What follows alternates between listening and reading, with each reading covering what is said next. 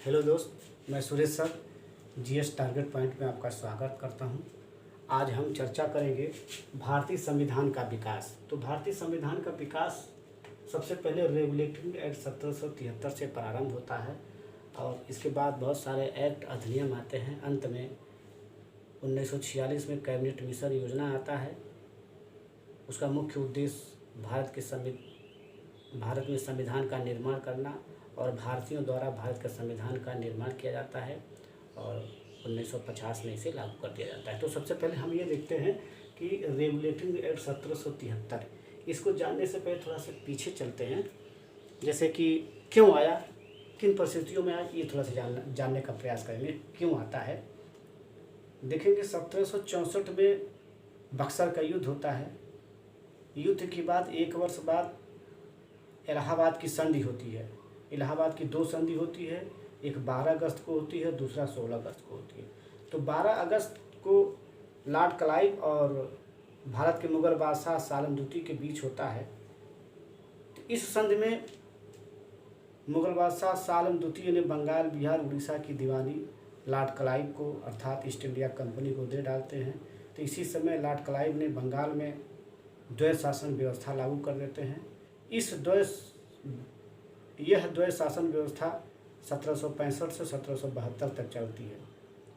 इसी समय east India company के कर्मचारी भारत से धन को लूट कर अपने घरों को मालामाल करते थे, जिसकी भनक भारत ईस्ट इंडिया कंपनी अर्थात ब्रिटेन की सरकार को भी नहीं लगी और ईस्ट इंडिया कंपनी धीरे धीरे कमज़ोर होती गई, उसकी आर्थिक स्थिति बिगड़ती गई।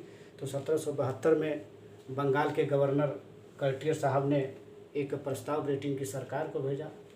ब्रिटेन के प्रधानमंत्री लॉर्ड नॉर्थ ने इसे स्वीकार कर लिया और कर्टियर के स्थान पर वारेन हेस्टिंग को बंगाल का गवर्नर बना के भेजते हैं। 1772 में वारेन हेस्टिंग साहब आते हैं बंगाल का गवर्नर बनकर, तो सबसे पहले दोहरी शासन व्यवस्था को समाप्त कर देते हैं। और कभी कभी क्वेश्चन पूछा जाता है कि दोहरी शासन व्यवस्था कब से कब तक चली, तो 1765 से 1772 तक। किसने समाप्त किया? वारेन हेस्टिंग ने। कब समाप्त किया? 1772 में समाप्त किया। तो अब देखते हैं जो प्रस्ताव कर्टियर साहब ने ब्रिटेन के पास भेजे थे, तो प्रधानमंत्री लॉर्ड नॉर्थ ने संसद की एक गुप्त समिति होती है जिसकी रिपोर्ट के आधार पर उन्होंने एक कानून पारित करवाया जिसका नाम है रेगुलेटिंग एक्ट और 1773 में पास होता है। इसलिए पूरा नाम कहा जाएगा 1773 रेगुलेटिंग एक्ट। तो अब देखा जाए कि रेगुलेटिंग का मतलब क्या होता है।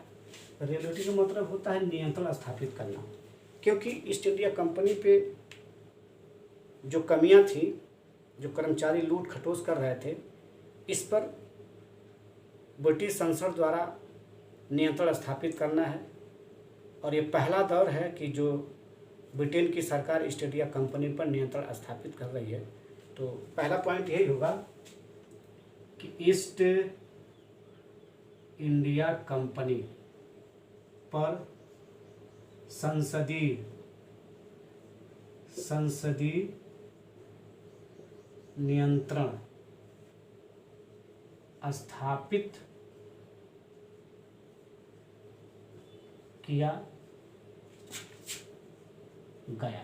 पहली पॉइंट क्वेश्चन पूछा जाता है कि ईस्ट इंडिया कंपनी पर संसदीय नियंत्रण कब स्थापित किया गया, किस कानून के तहत किया गया, तो रेगुलेटिंग एक्ट 1773। दूसरी पॉइंट, बंगाल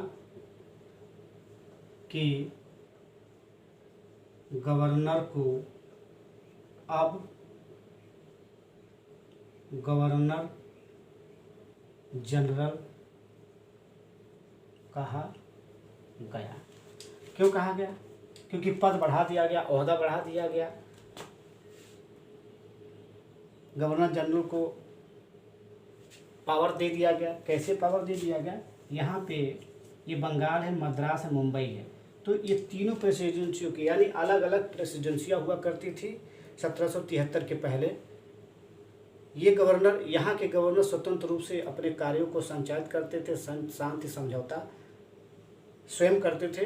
लेकिन 1773 के एक्ट के बाद बंगाल के गवर्नर को अधिकार दे दिया गया कि जितने भी गवर्नरी है, बंगाल के अलावा जितने भी गवर्नरी हैं, वहाँ के गवर्नर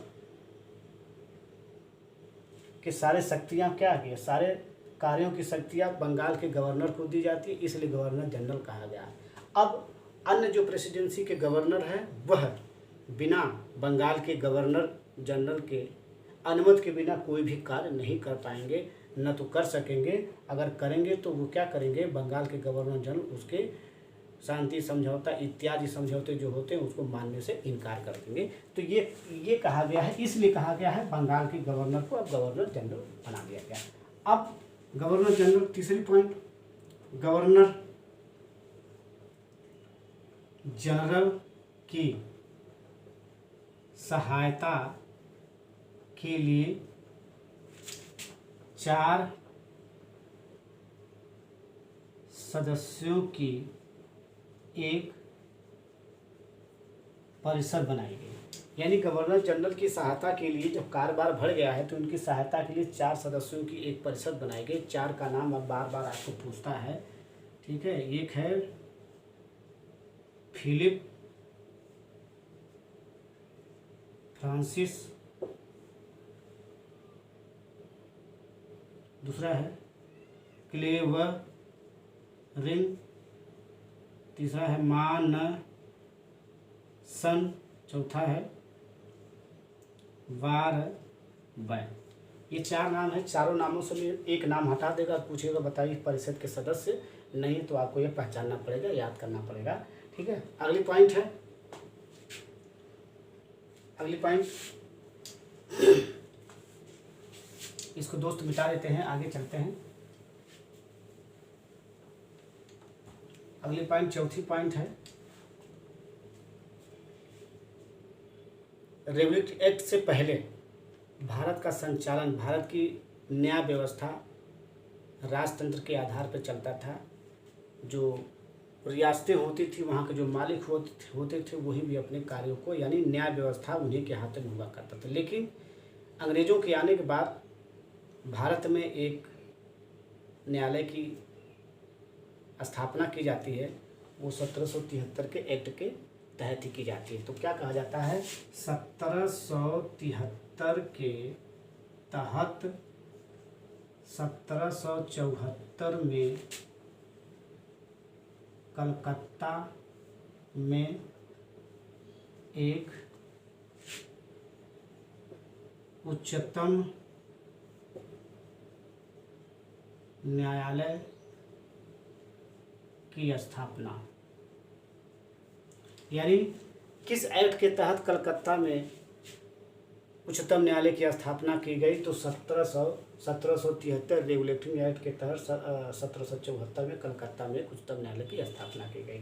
अब इसमें एक और क्वेश्चन है कि मुख्य न्यायाधीश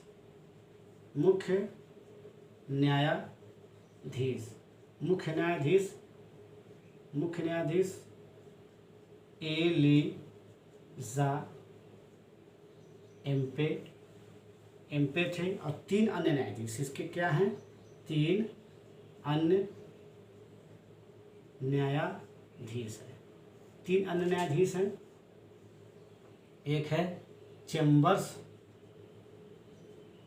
दूसरा है लीमेस्टर, तीसरा है हाई।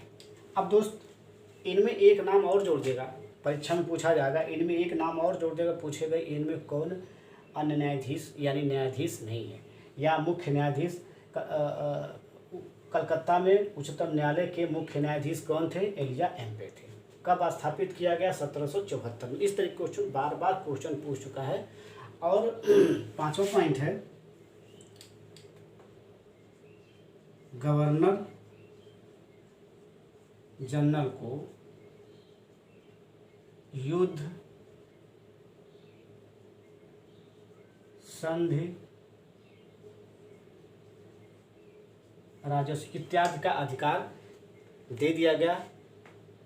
अब ये अधिकार पूर्ण रूप से क्या करेंगे, पूरे जहाँ प्रेसिडेंसियाँ तहाँ सब पूरा अधिकार गवर्नर जनरल को दे दिया गया है। ये अपने विवेकानुसार अपने 4 सदस्यों की परिषद के सहयोग के अनुसार ये अपने कार्यों को संचालित करेंगे। ये है आपका 1773 का रेगुलेटिंग एक्ट। दोस्त हमने क्या किया है कि बहुत ही इम्पॉर्टेंट मैटर दिए हैं, बस आपको इसको परखने की ज़रूरत है। क्वेश्चन पेपर उठाइए, इसको हल करते रहिए।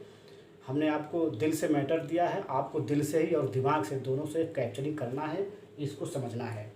तो दोस्त आपसे एक गुजारिश है, मैटर अच्छा लगे तो इसे सब्सक्राइब करिए, अपने दोस्तों को शेयर करिए और लाइक करिए।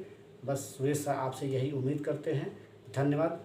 कल इसके आगे का मैटर 1773 के आगे का मैटर कल आपको हम प्रोवाइड करेंगे। धन्यवाद।